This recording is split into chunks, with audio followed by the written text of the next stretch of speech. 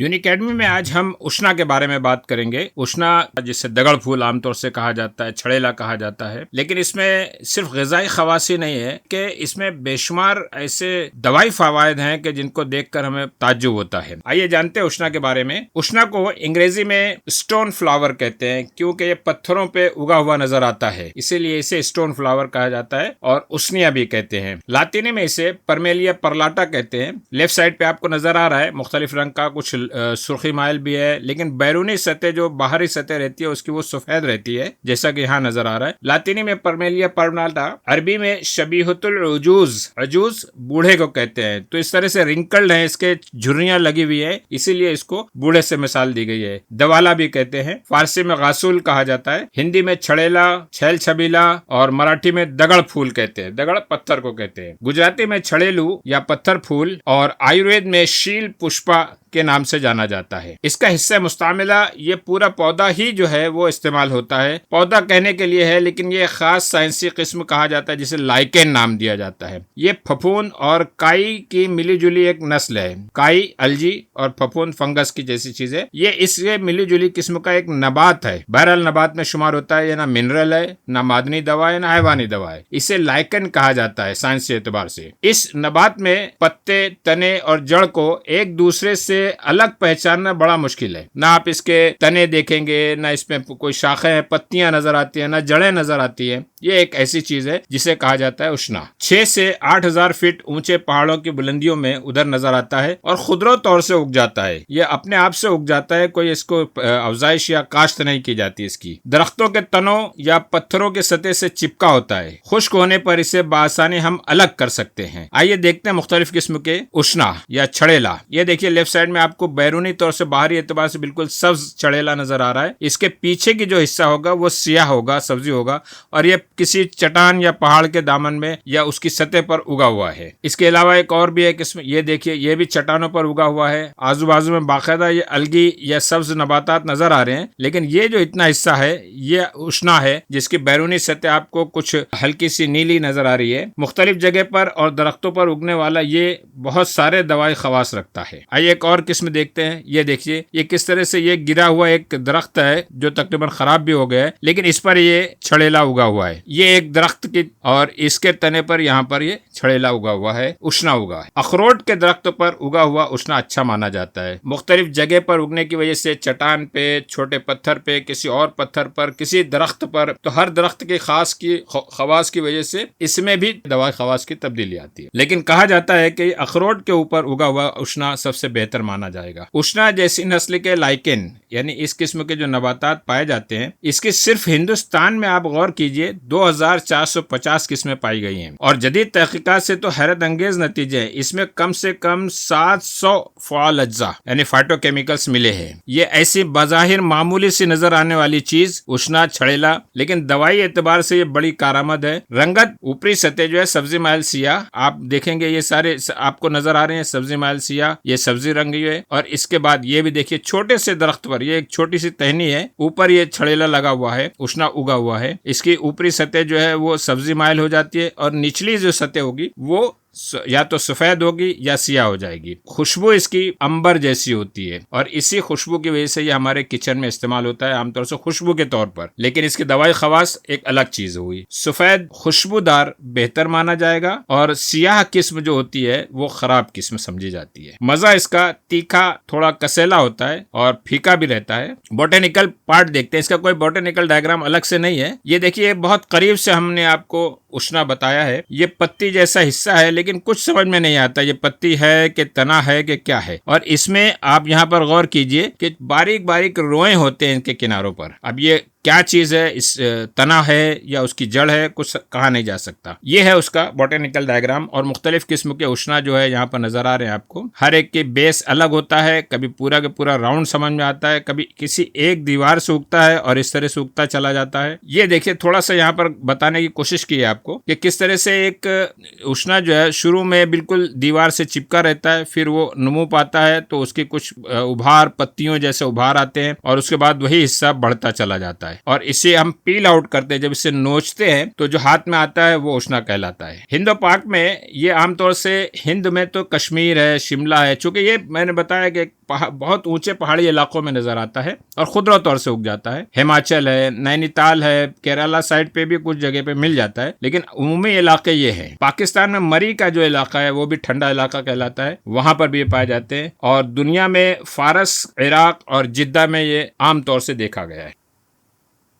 یہ اشنا ہے، درختوں کے اوپر اگا ہوا، آپ دیکھ رہے ہیں سبز رنگت کا، بالکل چپکا ہوا رہتا ہے سطح سے، کوئی درخت کا تنا ہو، پہاڑ کی سطح ہو۔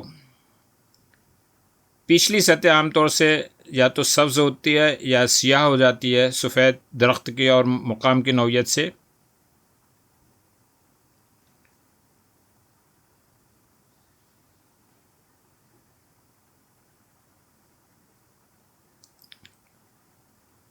یہ اس طرح سے اشنا جمع کیا جاتا ہے، بظاہر بیکار سی پھپھون جیسی چیز ہے، لیکن بے شمار دوائی خواص بھی ہیں اور غذائی خواص بھی ہیں۔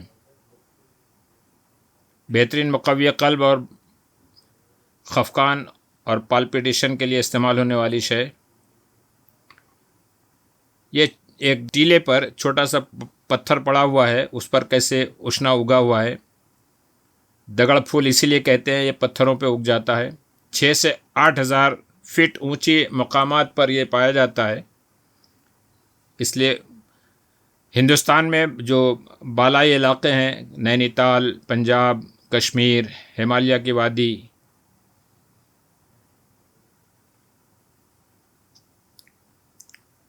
بظاہر طور سے بیکار سی چیز، لیکن اللہ نے کتنی بڑی نعمت دی ہے۔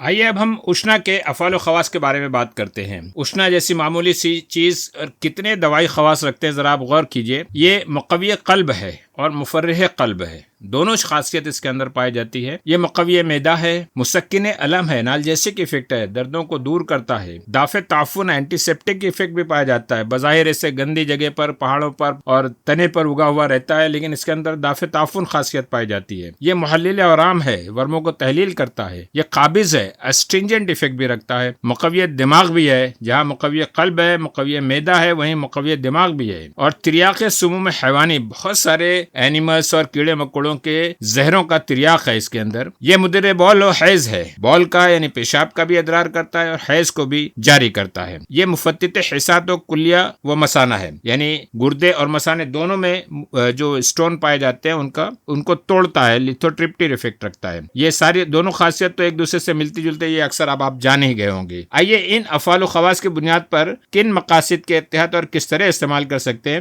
یہ مقوی قلب اور مفرح قلب ہے، اس بنیاد پر ہم اسے ذوف قلب، خفقان میں استعمال کر سکتے ہیں، پالپیٹیشن کے امراض میں۔ مقوی معدہ ہونے کی حیثیت سے ذوف معدہ، قے و غثیان، سوء ہضم ان میں استعمال کیا جائے گا۔ مسکن الم ہونے کی وجہ سے عام دردوں کی کیفیت جو ہوتی ہے، جیسے وجع المفاصل ہے، عرق النساء ہے، نقرس ہے، دافع تعفن اور اینٹی سیپٹک ایفیکٹ کی وجہ سے ہم اسے سیل و دق میں بھی بتایا گیا کہ خاص طور سے استعمال کیا جاتا ہے۔ قروح متعفنہ، ورم لثہ، مسوڑوں کا ورم، قلاع دہن، ورم لوزتین، اس میں اینٹی سیپٹک ایفیکٹ کے طور پہ اسے استعمال کیا جائے گا۔ یہ محلل آرام ہے، اور محلل آرام ہونے کی حیثیت سے عام طور سے جو ورمی کیفیت ہے، جیسے ورم مفاصل ہے، ورم قطن ہے، نقرس ہے، تحال کا ورم ہے، اور مختلف جو ایبڈومنل آرگنز ہیں ہمارے شکم کے، ورم آشا کہتے ہیں ایبڈومنل آرگنز کو، ان کے ورموں کی کیفیت میں، آرامی کیفیت میں ہم اسے استعمال کریں گے۔ قابض ہونے کی وجہ سے جریان دم کے امراض میں ہم اسے استعمال کر سکتے ہیں، ورنہ خاص طور سے اسہال و زہیر و پیچش میں اس میں استعمال کیا جائے گا۔ زخم و قروح کو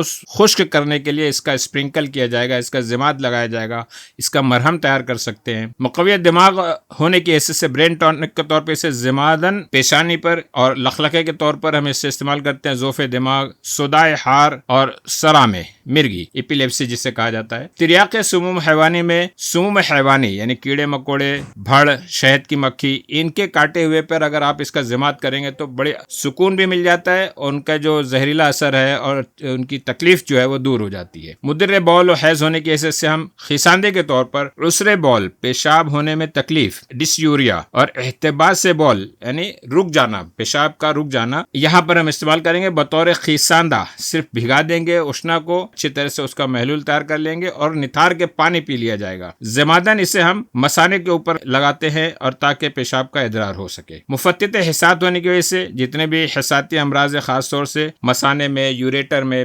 حالبین میں، کلیہ میں، گردے میں، یہاں پر ہم ان نسخوں میں ہم اسے استعمال کیا جا سکتا ہے۔ اشنا کے کچھ آسان نسخے یہاں بتائے جا رہے ہیں۔ اس کے جوشاندے کا آبزن یعنی اس کے جوشاندے کو کسی ٹب میں محلول میں مکس کر لیں گے، ملا لیں گے، اور اس میں آبزن میں بٹھانے کی وجہ سے حیض کا ادرار بھی ہو جاتا ہے اور درد رحم کی کیفیت بھی دور ہو جاتی ہے۔ یہ ابن سینا کا خاص طور سے یہ قول نقل کیا گیا ہے۔ رحم کے سدوں کو کھولتا ہے۔ یہ تینوں ایفیکٹ اس کے جوشاندے کے آبزن سے حاصل ہو جائیں گے۔ دوسری طرف پانی میں پیس کر اس کا لیپ عضلاتی درد، جس عضلے میں تکلیف ہے اور درد ہو رہا ہے وہاں پہ استعمال کر سکتے ہیں۔ جوشاندے سے آبزن یا ان عضلات پر، ان مقامات پر نتول کرنے سے بھی عضلاتی درد دور ہو سکتا ہے۔ اس کا جوشاندہ جو ہے محرک قلب ہے۔ مقوی قلب اور محرک قلب بتایا ہی جا چکا ہے، تو یہ خفقان میں مدد کر سکتا ہے اور مقوی قلب ہونے کی وجہ سے اس کو تقویت دیتا ہے۔ اس کے لگانے سے بغل کی بدبو دور ہوتی ہے، اس کا ضماد لگانے سے پیس کے، اور لیپ کرنے سے اس کا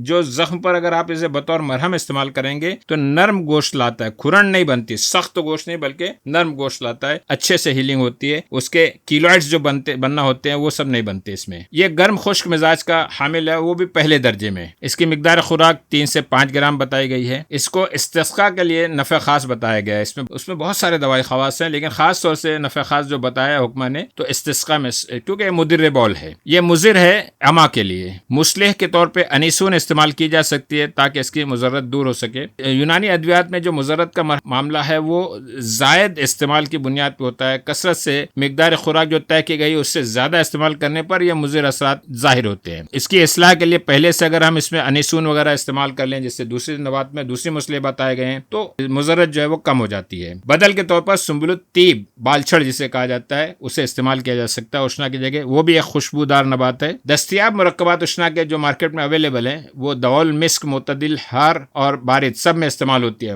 دوال مسک خود ایک قلب کے لیے بہت مشہور دوا ہے۔ بہت سارے امراض میں دوال مسک استعمال کی جاتی ہے جو قلبی امراض کے لیے مخصوص ہوتی ہیں۔ دوال مسک معتدل، مفرح یاقوتی میں اسے استعمال کیا جاتا ہے۔ روغن کلا میں بھی اسے شامل کیا گیا ہے اور روغن سرخ میں بھی شامل کیا گیا ہے۔ جو تحقیقات فائٹو کیمیکلز اس میں ملے ہیں وہ یوسنک ایسڈ ہے، کرائسوفینک ایسڈ ہے، لیکانورک ایسڈ ہے، وٹامن اے ہے، سی ہے، ایٹرانورین ایک خاص ایک اس کا جوس پایا جا گیا ہے اس کے اندر، اور ایسے تو بہت سارے الکلائڈز اور فائٹو کیمیکلز میں نے بتایا۔ تقریباً اب تک لائکن نسل کے نباتات میں، پودے میں جو پھپھون اور کائی کی ملی جلی شکل ہے، کم سے کم 700 قسم کے فائٹو کیمیکلز مل چکے ہیں۔